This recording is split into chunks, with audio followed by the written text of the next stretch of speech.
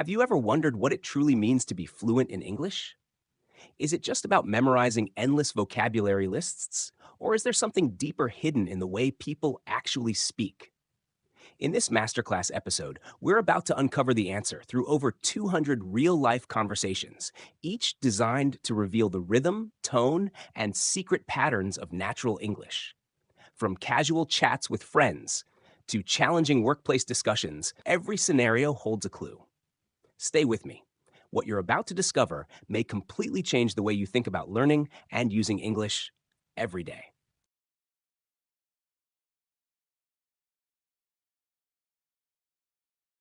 Idea 1. The true meaning of fluency in real life. When most people think of fluency, they imagine speaking quickly, without pauses, as if the words simply fall into place.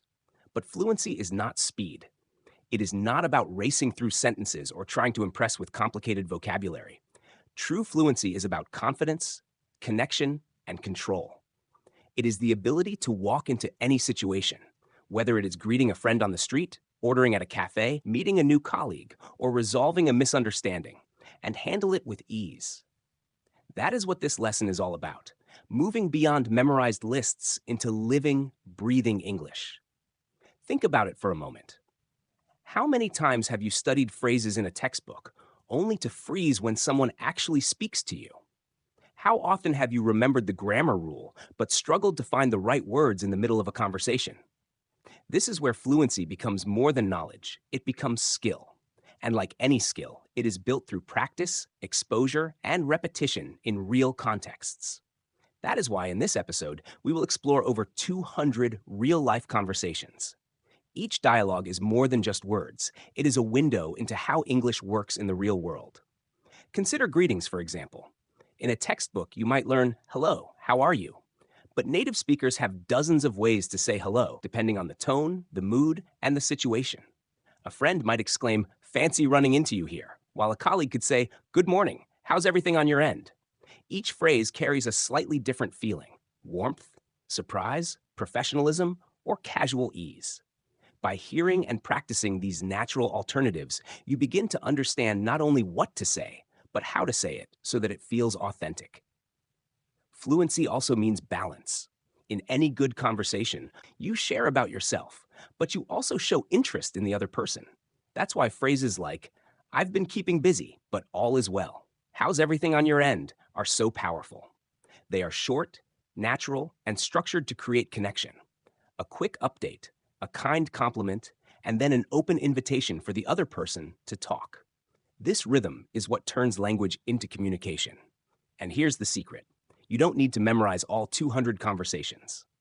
Instead, you need to listen closely, shadow the phrases, and absorb the patterns. Over time, these patterns become instinctive. You won't stop to translate in your head. You won't hesitate to form a sentence. The words will simply flow because you have heard them, practiced them, and felt them in context. That is the essence of fluency. Not perfection, not speed, but natural confidence. So as we begin this journey, I invite you to listen with curiosity. Notice the small details, the tone, the rhythm, the phrases that repeat across situations. Each one is a building block. Piece by piece, they will transform the way you speak. By the end of this lesson, you won't just know English. You will live it.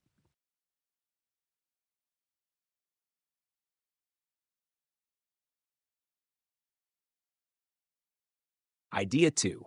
Mastering social English. Building connection through small talk. In the first part of our journey, we uncovered the real meaning of fluency. Not speed or memorization, but confidence, balance, and natural flow. Now, let's take the first big step into applying that fluency. Mastering social English. Why start here? Because social interaction is the foundation of communication.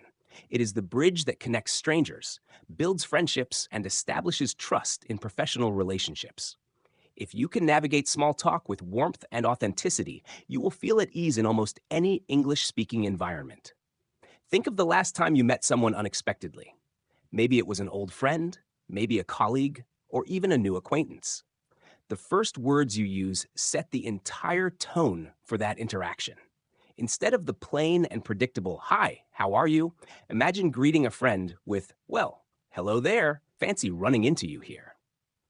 Immediately, your words carry surprise and delight. They make the encounter memorable. That one phrase transforms a simple hello into a moment of connection. But social fluency is not just about clever greetings, it's about keeping the conversation alive. A strong pattern to follow is share something about yourself, add a small compliment, and then invite the other person to respond. For example, I've been keeping busy, but all is well. You're looking great. How's everything on your end? This single line does three powerful things. It gives a brief update, it strengthens the relationship with kindness, and it shows genuine interest in the other person. When conversations flow in this balanced way, people feel heard, valued, and connected. Another essential skill in social English is making observations about your shared environment. This is one of the easiest and most natural ways to start or continue a conversation. At a cafe, you might say, "This place has such a wonderful ambiance, doesn't it?" That single word, ambiance, lifts your language above the ordinary. It shows that you are not only speaking, but also noticing, appreciating, and sharing the experience. And notice the tag question, doesn't it? This small detail is like an open door, inviting the other person to step in and join the exchange. Of course, small talk is also about empathy and relatability. Waiting in a long line? Instead of complaining, you can turn the situation into a connection. "It seems to be a popular time. I hope the line moves quickly." Or even better, reframe the situation positively. "I don't mind waiting for something good. I've heard the coffee here is worth it." Suddenly, a shared inconvenience becomes a shared smile. Social fluency also means knowing the right closing phrases. Ending an encounter gracefully is just as important as beginning it well. Phrases like, "We must catch up properly soon," or "Sounds like a plan," "I'll text you."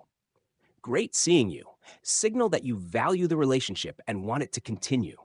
These small touches leave the other person feeling good, and they look forward to seeing you again. At its heart, social English is not about perfect grammar. It's about warmth, curiosity, and creating a sense of connection. Every phrase is a thread, weaving together a stronger bond between you and the people you meet. And as you practice these small but powerful exchanges, you'll discover that fluency is not just about speaking English, it's about living English through genuine human connection. Idea 3: Navigating daily services. Confidence in practical conversations. In the last section, we explored the art of social English, how greetings, small talk, and thoughtful closings can transform simple interactions into meaningful connections. But fluency is not limited to friendly chats. To truly live in English, you must also master the practical conversations that keep daily life running smoothly. Ordering food, booking services, shopping, or visiting the bank. These moments may seem ordinary, but they are where confidence truly shows.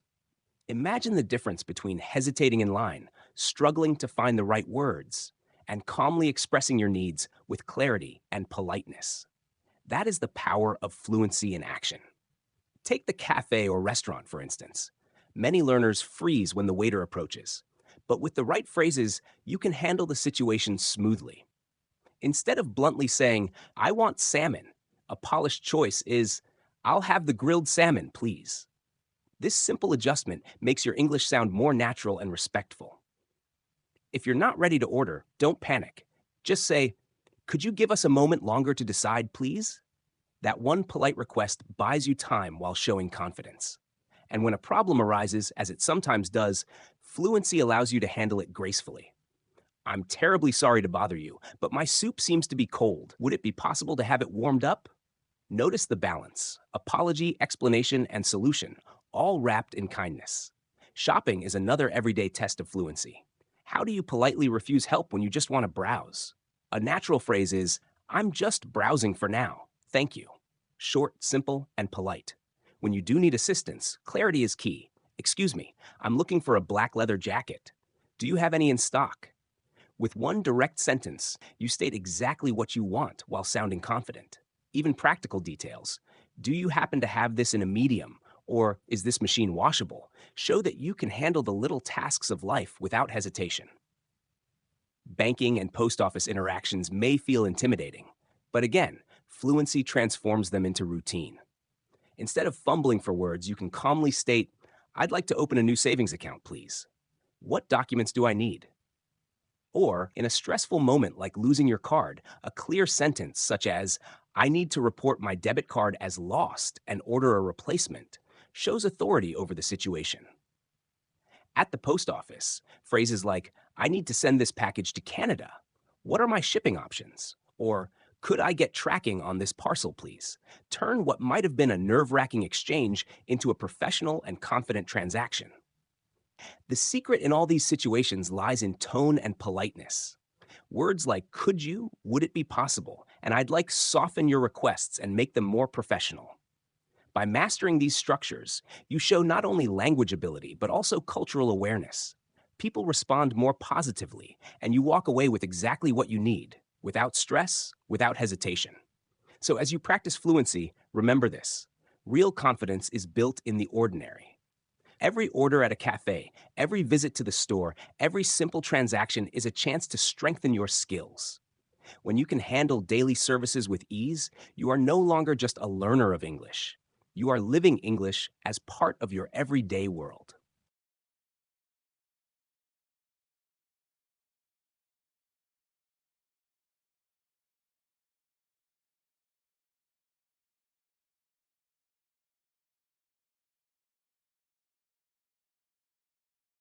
Idea 4.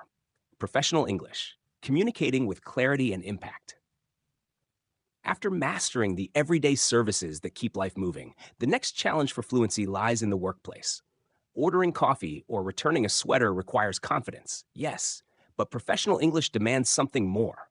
It requires precision, respect, and the ability to contribute to discussions where every word matters. Whether you are in a meeting, delivering feedback, or networking with new colleagues, your fluency becomes the tool that shapes how others perceive your competence. This is where English shifts from daily survival to professional success. Imagine walking into a meeting. Everyone is waiting, the agenda is set, and the spotlight may turn to you at any moment. Fluency here means opening with authority. Good morning, everyone. Thanks for joining. Let's get started.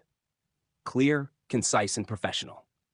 Then, as the discussion unfolds, you need ways to share your perspective without sounding abrupt. A phrase like, from my perspective, the best course of action would be, communicates your opinion while respecting other views. And if you want to add to a colleague's point, a polished way is, to build on what Sarah said, I think we could also consider. These phrases don't just convey ideas, they show teamwork, cooperation, and professionalism. Feedback is another essential area. Too often, learners worry about sounding too direct or too soft. Fluency helps you find the balance. When asking for feedback, you can say, when you have a moment, could you take a look at this draft and let me know your thoughts? This shows respect for the other person's time while inviting collaboration. When giving feedback, specificity matters. Great job on the report. It was incredibly thorough and well researched. And when constructive criticism is needed, the sandwich method is a lifesaver. Start with a positive, offer the suggestion, then close with encouragement. For example, the presentation was strong. One area we might improve is the visuals, perhaps adding a few more charts. Overall, excellent work. This structure ensures your message builds confidence rather than breaking it down. In today's world, professionalism also means navigating video conferences with grace. Simple habits like, can everyone hear me okay? Or, I'll post the link in the chat, make you sound prepared and considerate. If someone's audio is unclear, instead of bluntly saying, I can't hear you, fluency teaches the softer approach. Sorry, you're breaking up a little. Could you say that again? These subtle differences are what separate a hesitant speaker from a confident communicator. Finally, networking is the heartbeat of professional growth. Meeting someone at a conference, you might say, Hi, I'm Elena. I work in marketing at XYZ Corporation. It's a pleasure to meet you. Follow up with an open question like, what brings you to this event? The conversation flows not because you memorize lines, but because you show genuine interest. And before leaving, you can make the connection concrete. I'd love to connect on LinkedIn. What's the best way to find you? With this approach, you leave a professional impression that lasts long after the handshake. Professional fluency is about more than vocabulary. It's about presence. It's the ability to join discussions, to respect others' time and ideas, and to connect meaningfully. Just as in daily transactions, tone and phrasing make the difference. But here, the stakes are higher and the rewards are greater. When you master professional English, you unlock not only communication, but opportunity. Idea 5: travel, health, and delicate situations. The ultimate test of fluency. After learning how fluency drives success in professional settings, we now arrive at the most challenging frontier, those unpredictable moments in life that require tact, clarity, and emotional intelligence. These are the situations where you cannot rely on memorized lines alone because they often involve stress, sensitivity, or high stakes. Think of traveling to a new country, explaining your symptoms to a doctor, or apologizing in a delicate personal matter. True fluency shines brightest here because it allows you to stay calm, respectful, and connected even when the situation feels overwhelming. Let's begin with travel. Airports, hotels, and tourist centers are full of announcements, forms, and quick decisions. If you're unsure, fluency helps you ask the right questions without hesitation. Do I need to take my laptop out of the bag? Or, could you confirm if this is the correct gate for the flight to London? Simple, direct, and polite. At a hotel, a confident phrase like, "Hello, I have a reservation under the name Elena," sets the tone immediately. If there's an issue with your room, you can soften your words. "Excuse me, the air conditioning doesn't seem to be working." Notice how "doesn't seem to be working" sounds less confrontational than "is broken." These nuances make service providers more willing to help. Now imagine a health situation. When you feel unwell, clarity is critical. Instead of vague words, fluency equips you with precise, professional terms. "I have a persistent cough, and I've been feeling very fatigued for the past few days." Or when asking about medicine, "Is this medication likely to have any side effects?" These questions show responsibility for your health and respect for the professional you're speaking to.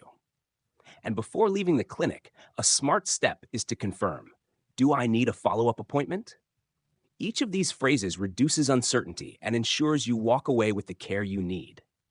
Perhaps the greatest test of fluency, however, is in delicate personal interactions. Apologizing, expressing sympathy, or setting boundaries require not only language skill, but emotional awareness. A strong apology might sound like, "I realize now that I made an error in the report. I deeply apologize, and I'm already working on the correction." It admits fault, shows regret, and offers a solution. Accepting an apology also matters. "Thank you for saying that. I appreciate it.